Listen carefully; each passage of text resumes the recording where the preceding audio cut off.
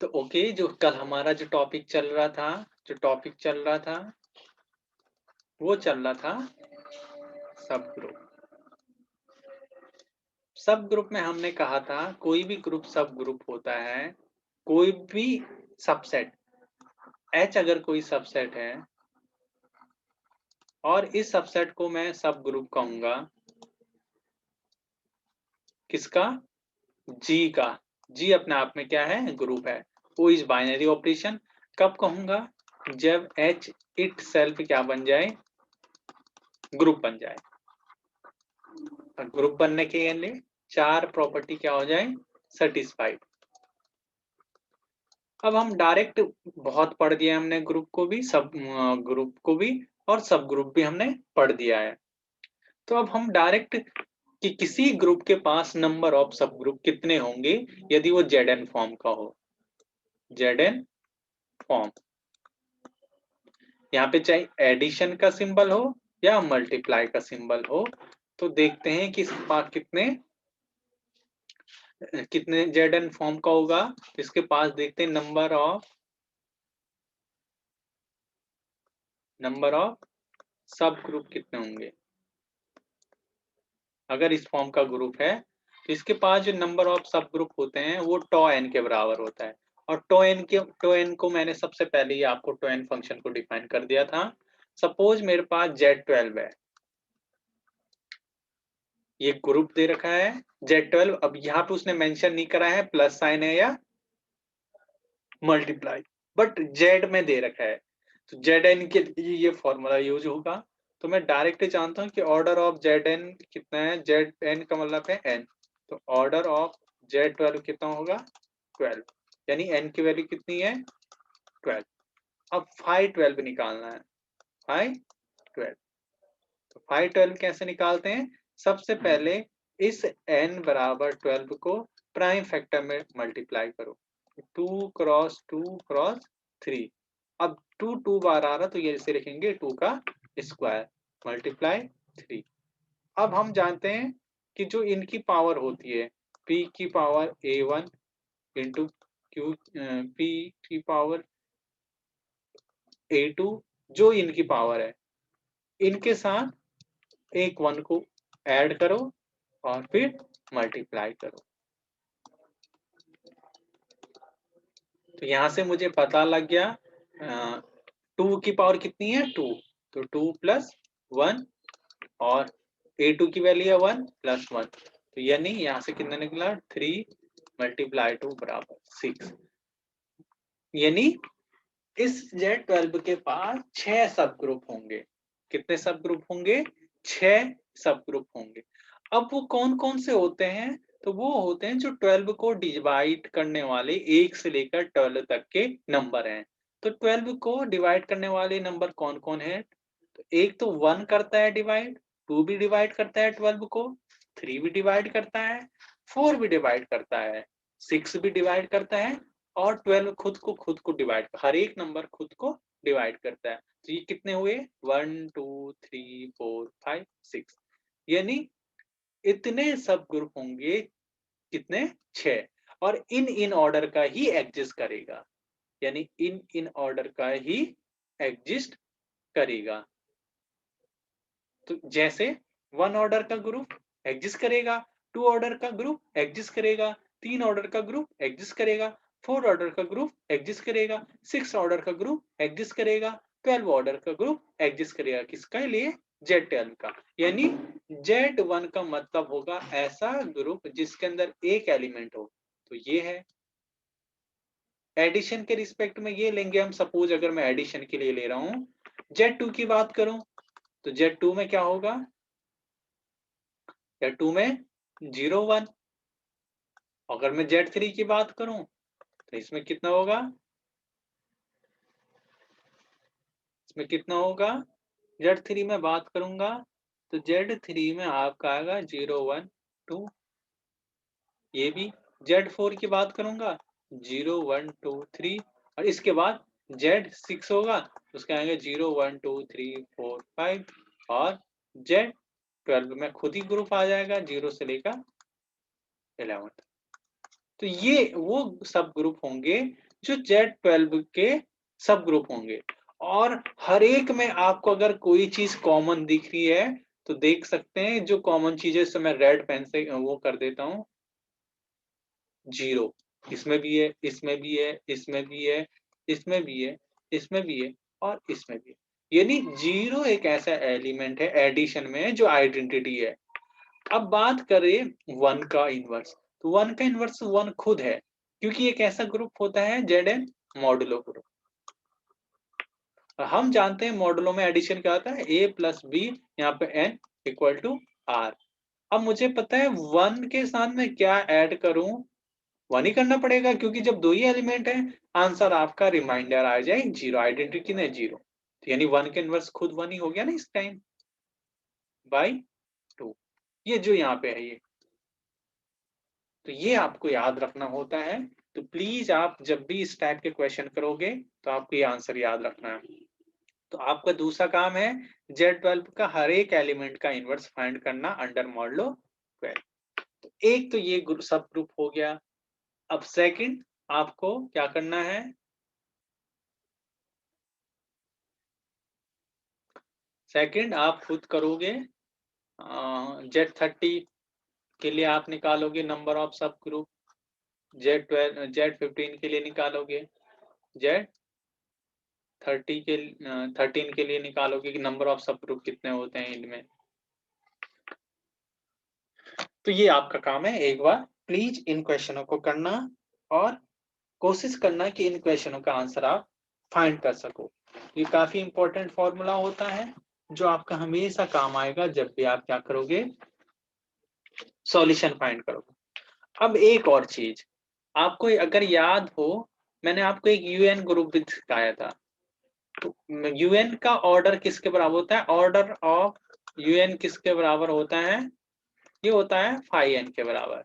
अगर याद हो, अगर वो पूछेगा U10 ग्रुप बनता है कि नहीं बनता है, तो ग्रुप बनने के लिए आपको U10 के अंदर क्या चाहिए होता है, फाई 10 की वैल्यू, और फाई 10 की वैल्यू होती है 4।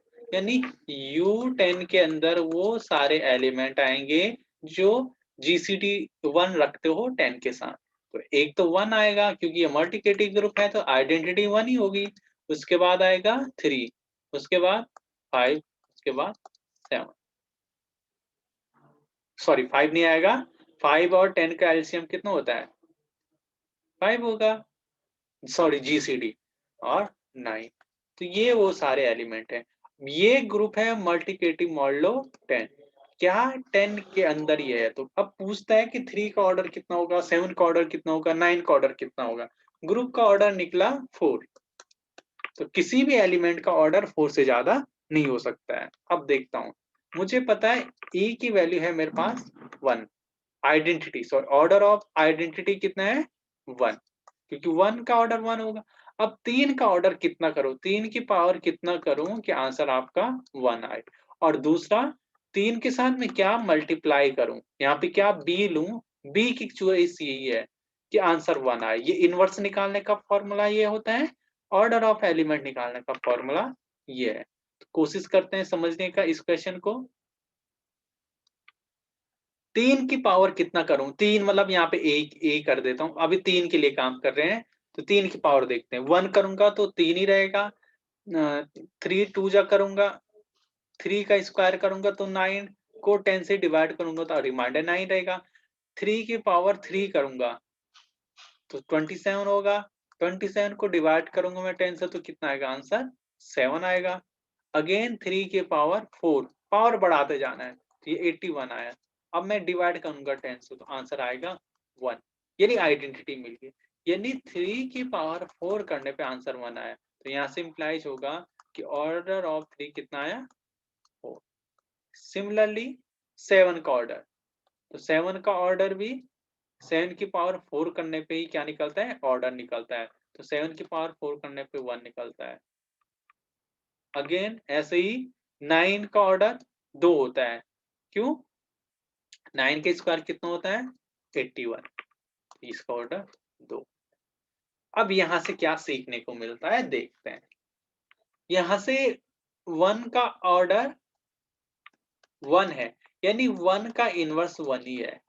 सेकंड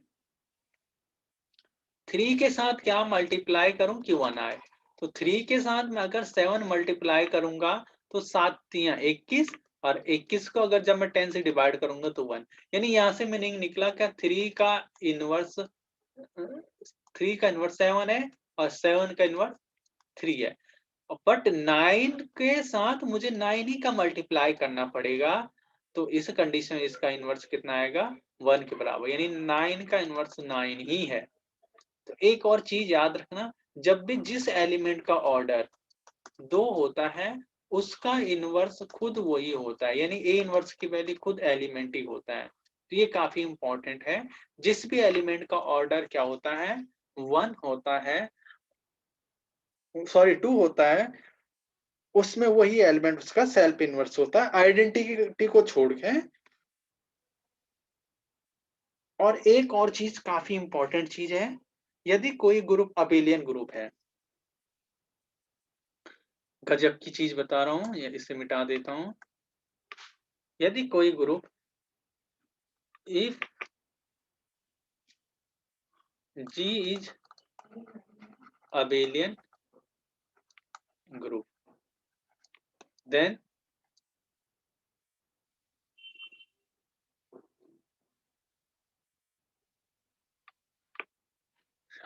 अगर G मेरा अबेलियन ग्रुप हो और उसका order of G greater than 4 हो, G मेरा अबेलियन ग्रुप हो, order of G greater than 4 हो, तो उसके पास ओनली 1 एलिमेंट ऑफ ऑर्डर 2 का होता है, सिर्फ एक ही ऐसा एलिमेंट होगा जिसका ऑर्डर 2 होगा। ये बहुत इंपॉर्टेंट चीज है कि जैसे ग्रुप का ऑर्डर G का ऑर्डर 2 से ज्यादा, मतलब अबेलियन ग्रुप और ऑर्डर 4 से ज्यादा हो, तो उसके पास सिर्फ एक ही ऐसा एलिमेंट, एक ही ऐसा ग्रुप होता है, एक ही ऐसा एलिमेंट होता है जिसका ऑर्डर क्या हो 2 हो। वैसे Z2 में भी देखना, Z2 में भी देख सकते हैं हम, कितने हैं इसका ऑर्डर 0 और 1 का ऑर्डर 2 होता है। तो ऐसे आप देख सकते हैं, 3 ऑर्डर में भी देखना, तो 3 में नहीं पर 4 से ऊपर या 4 से ऊपर आपको मिल जाता है, जबकि 4 तक ऑर्डर 4 का जो भी होता है ना उसमें केलियन 4 ग्रुप होता है, तो उसके पास वो अबेलियन ग्रुप है, इसलिए इससे आगे की बात करिए। और हम जानते हैं इसके पास ऑर्डर 2 के कितने एलिमेंट होते हैं, 3 एलिमेंट होते हैं, ये आपको मैंने बताया था। बट इससे ऊपर आप कोई भी ग्रुप लोगे जो अबेलियन ग्रुप होगा उसके पास सिर्फ एक ही एलिमेंट होगा जिसका ऑर्डर 2 होगा। तो ये भी आपको मैंने अच्छे से सिखाया है। आई होप कि आपको ये चीजें भी आपने पढ़ी हो।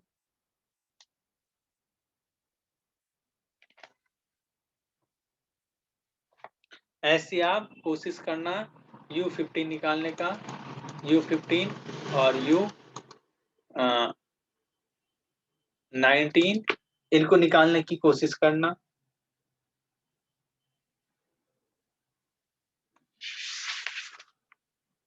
अब एक और चीज बता रहा हूं मैं आपको, क्या पता ये आपके काम आ जाए।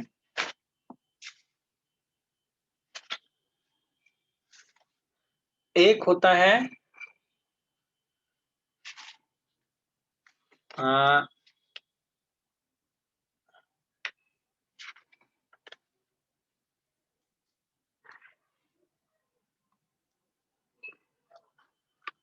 एक क्वेश्चन है, एक होता है ZG। ZG का मतलब होता है सेंटर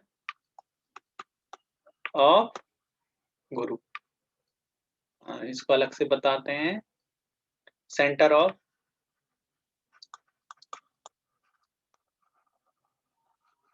सेंटर ऑफ ग्रुप का मतलब होता है, इसे डिनोट करते हैं ZG से।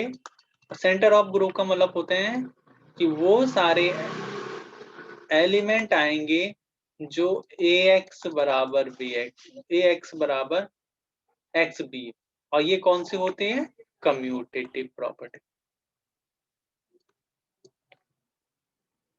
यहाँ पे A है, sorry A belongs to G,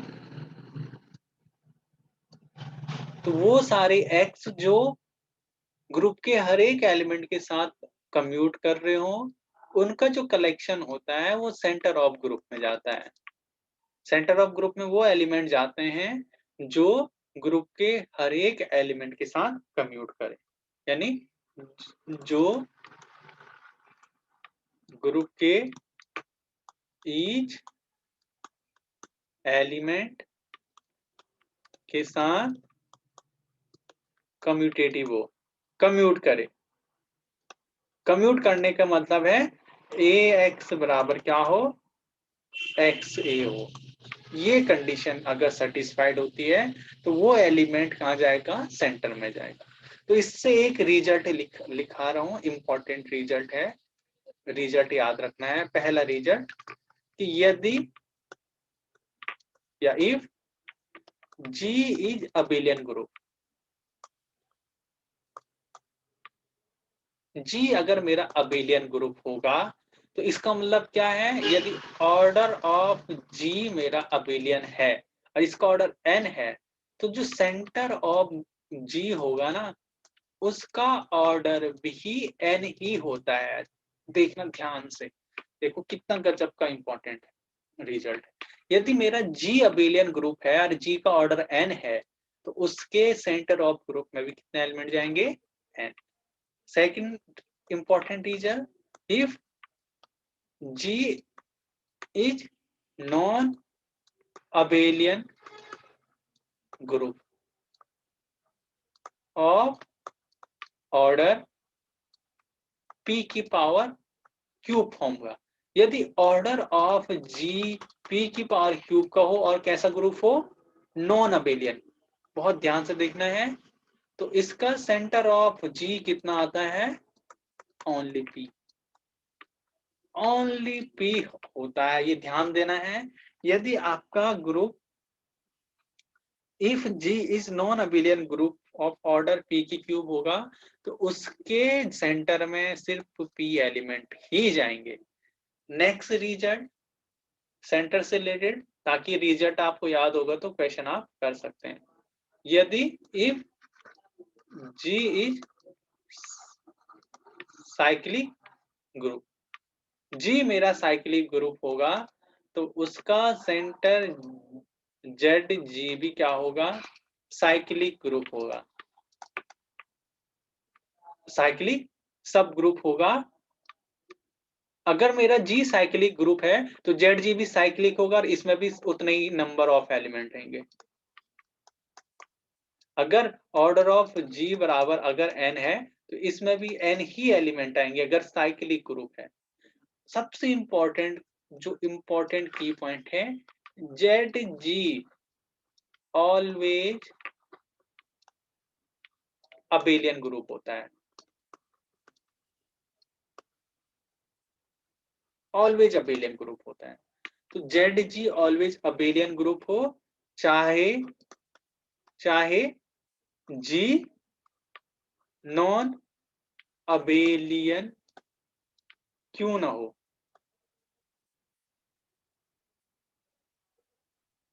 क्यों ना हो, तो मैंने हिंदी में ही लिख दिया आपके लिए, ZG ऑलवेज अबेलियन ग्रुप होता है चाहे ZG नॉन अबेलियन ग्रुप क्यों ना हो। यानी यहां से ये मीनिंग निकला, ZG ऑलवेज सब ग्रुप होता है किसका, G का।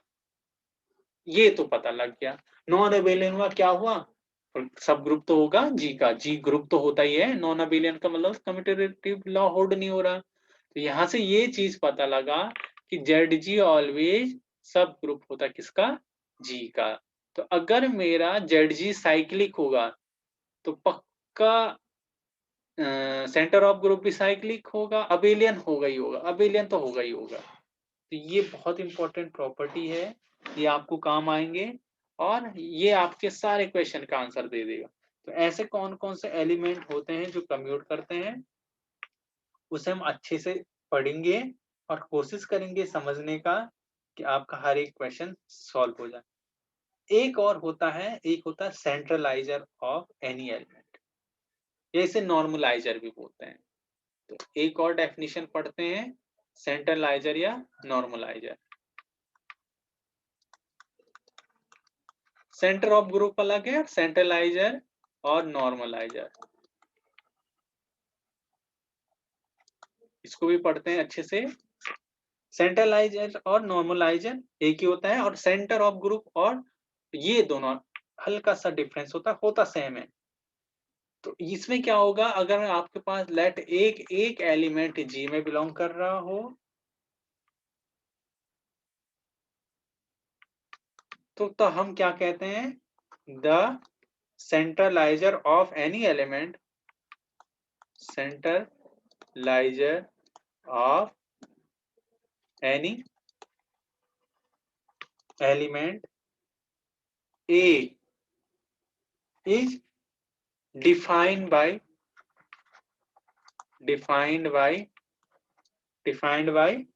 CA से डिनोट करते हैं सेंट्रलाइजर को, और ये किसके बराबर होता है, वो सारी x जो पहले से G में हो और उसके साथ x a करूं और ax करूं।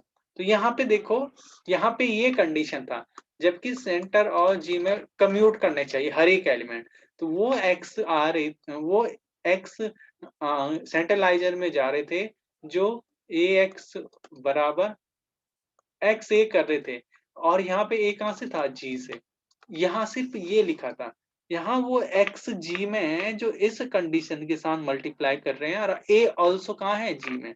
यहाँ भी सेम है, पर यहाँ पे कम्यूटेट करना चाहिए ईच एलिमेंट से। यहाँ वो एलिमेंट लेंगे हम जो इस कंडीशन को होल्ड करते हैं, सेंट्रलाइजर में वही एलिमेंट आएंगे। अब मैं इसके लिए आपको बता भी दे रहा हूँ कि कैसे आपको इस चीज को समझना है। तो मैं इस वाले को समझने के लिए एक एग्जांपल ले रहा हूँ, और उसे करने के बाद आपको समझ में आ जाएगा। Z5 है सपोज आपके पास, इसके अंदर है 0 1 2 3 4 एडिशन के रिस्पेक्ट में है ये। तो हमें पता है जीरो कहाँ बिलोंग करता है, Z5 में, सीधे सीधे। तो सेंट्रलाइजर ऑफ जीरो का मतलब क्या है, यानी जीरो में क्या सेंट्रलाइजर होगा, तो जीरो में क्या होता है, सारे आ जाते हैं एलिमेंट, 0 1 2 3 ये सारे। अब कैसे आते हैं देखते हैं, समझते हैं। एक तो जीरो एलिमेंट होगा ही होगा, एक तो जीरो एंड देखो, यहाँ देखो इसके साथ देखो x बिलोंग टू जी लिखा है, तो मैंने क्या करते हैं, जीरो एक ही जगह मैंने ले लिया जीरो। अब इस जीरो को इस ग्रुप के हर एक एलिमेंट के साथ कंप्यूट करो ये, तो देखते हैं जीरो को मैं वन के साथ मल्टीप्लाई करूं या वन को जीरो के साथ, आंसर तो जीरो आएगा ना। इसलिए वो कौन कौन से एलिमेंट है जो इस प्रॉपर्टी को सेटिस्फाइड करते हैं, और पूरा एलिमेंट आना चाहिए।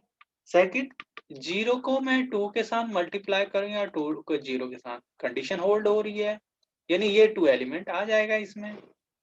ए बराबर है, यहाँ देखो एक्स आ रहा है, जी वो सारे एक्स इस सेट के अंदर आएंगे जो ए के साथ मल्टीप्लाई करने से ये कंडीशन होल्ड हो रही है। तो टू भी कर रहा है, वन भी कर रहा है, वैसे ही 0 × 3 करूंगा या 3 × 0 तो भी सेटिस्फाइड, 0 × 4 करूंगा या 4 × 0 कंडीशन सेटिस्फाइड। यानी जीरो के इसमें कौन एलिमेंट जाएंगे, वो सारे एक्स जो कहां से हो, जी से, और कंडीशन क्या हो, एक्स ए बराबर ए एक्स। तो देखो ये ए है, अब ये देखो ये एलिमेंट, ये एलिमेंट, ये एलिमेंट, ये एलिमेंट, सॉरी ये एलिमेंट और ये एलिमेंट, यही तो जाएंगे जीरो की क्लास में। तो 0 1 2 3 तो यही हो गया। सिमिलरली वन के लिए, तो वन के लिए भी आप चेक कर सकते हो। तो वन के लिए मैं करके दे रहा हूं, उसके बाद तुम समझ जाओगे हो क्या रहा है। वन के लिए मैं करके दे रहा हूं और तुम निकालना। अब देखते हैं वन के लिए करते हैं, ध्यान से देखो ए बराबर अभी क्या है, वन।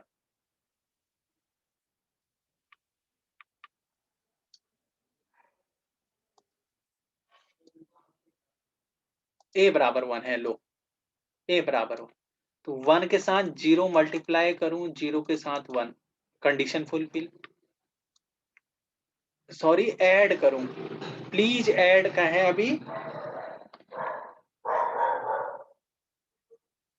अभी पता लग जाएगा। फिर वन के साथ मैं वन को ऐड करूं या वन के साथ वन ऐड करूं, कंडीशन फुलफिल। वन के साथ मैं 2 ऐड करूं या 2 के साथ 1 ऐड करूं, क्योंकि एडिशन के लिए आंसर सेम आएगा। और 1 के साथ 4 ऐड करूं या 4 के साथ 1 ऐड करूं, आंसर सेम आएगा। कम्यूटेटिव हो रहा है। तो ऐसे सारे, यानी सब, जब भी ग्रुप का ऑर्डर, एक और चीज, ऑर्डर ऑफ जी पी हो, पी प्राइम नंबर हो, इसको ध्यान में रखते हैं। तो जो होगा ना, order of C A B P ये होगा। लो सीधे सीधे ये चीज याद रखते हैं। यदि ऑर्डर ऑफ जी पी होगा ना, तो order of C A B कितना आएगा, पी आएगा। यानी इसकी जो क्लास बनेगी वो 5 बनेगी, यानी हर बार ये Z5 भी देगा। यानी सी ए का ऑर्डर भी, C0 का भी ऑर्डर 5, C1 का भी ऑर्डर 5, और जितने भी एलिमेंट है उसका ऑर्डर, यानी इसकी जो क्लास बननी है वो 5, C0 क्लास, C1 क्लास, यानी C0 class, C1 class 1, C2 class, C3 class, और C4 क्लास। 1 क्लास इसे बोलते हैं, क्लास बोलते हैं। 1 क्लास, 2 क्लास, 3 क्लास, 4 क्लास और 5, यानी जितना ग्रुप का ऑर्डर उतने ही उसके पास क्लास बनी है, सेंट्रलाइजर बन रहे हैं हर एक एलिमेंट के लिए। तो आई होप कि आप ये चीजें समझ पाओगे। तो उसकी क्लास में कितने एलिमेंट जा रहे हैं वो देखना होता है। तो एक और चीज, एक प्रॉपर्टी याद रखते हैं, class of A always equal to होता है क्लास ऑफ ए इनवर्स के, यानी दोनों की क्लास में सेम नंबर ऑफ एलिमेंट जाएंगे। इसका मतलब ये हुआ। और ऐसे आप Z6 देखना या Z5 देखना,